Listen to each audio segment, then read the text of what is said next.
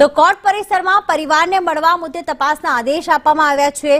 આરોપી સાગઠિયા પરિવારને કોર્ટ પરિસરમાં મળ્યો હતો। રાજકોટ પોલીસ કમિશનરે તપાસના આદેશ આપ્યા।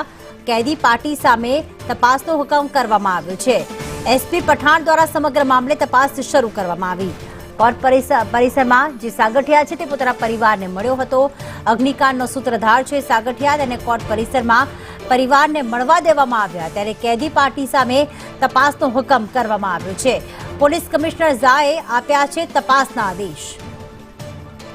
મયુર અમારી સાથે જોડાઈ ગયા છે। મયુર, આ પ્રકારે પરિવારને જે મળવા દેવામાં આવ્યા અને કોની મંજૂરીથી મળવા દેવામાં આવ્યા, અને હવે જ્યારે તપાસના આદેશ આપવામાં આવ્યા છે ત્યારે શું ખુલાસો કરવામાં આવ્યો?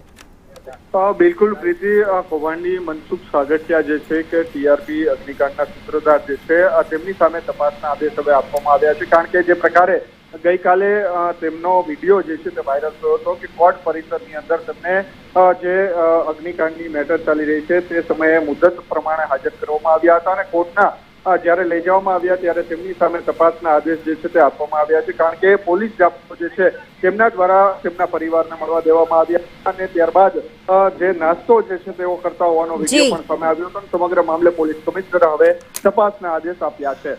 આભાર તમામ વિગતો માટે મયુર।